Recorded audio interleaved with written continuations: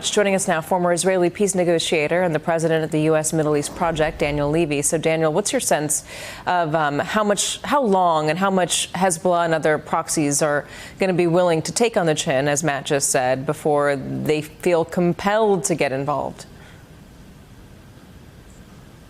Well, they're looking at this, and I think they're saying Israel is doing itself significant damage with what is going on in Gaza. Why interrupt and ruin that? Is this the time for them to go? America is doing itself considerable damage in supporting the Israeli actions. So I think their absorption capacity has been proven to be significant, but we're playing with fire here. The longer this goes on, the more the possibility. We've seen what's going on in the Red Sea with the Houthis. We've seen what's going on in Iraq and Syria. We see what's going on with Lebanon. And the way that you dial this down has to pass through the ceasefire in Gaza. And that is what all those groups are saying. So, yes, absorptive capacity. Israel is a little bit the unpredictable element here. How much do they continue to ratchet up?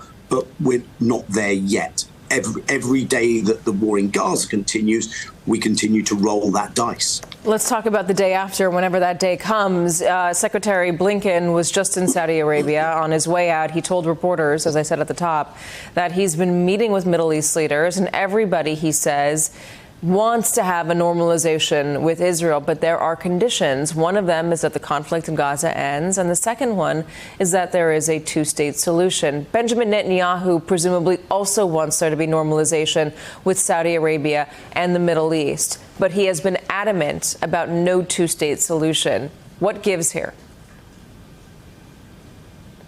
Well, we have to see, because, of course, under the Trump administration, Benjamin Netanyahu got his normalization with the United Arab Emirates and with others without anything on the Palestinian front. In fact, it was touted as a defeat for the Palestinians.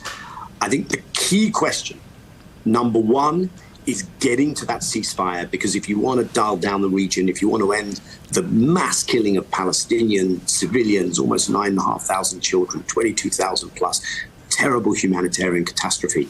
If you want to also get those Israelis who are being held in Gaza out, you need a ceasefire.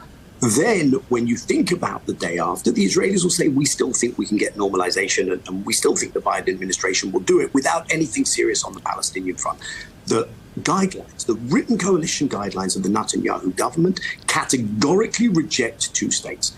To get to either of those things, the ceasefire that's needed and the horizon of Israel ending its occupation, America will need to do more than talk a decent game. America will need to put consequences on the table. So far, the Biden administration has provided the weapons, offered the diplomatic political cover. When do we actually see consequential American action? And something interesting is happening this week with South Africa filing a motion at the International Court of Justice on the Genocide Convention in terms of whether Israel is in breach of that. Will we see America, the Biden administration, for instance, say it will respect that? Because that is where you begin to get leverage, and Israel begins to face a choice. Does it want this or does it want that? Right now, Israel can have everything it wants because America is providing that cover. And Blinken will continue to return empty-handed unless something changes in that equation, unfortunately. Daniel Levy. Daniel, thank you, as always.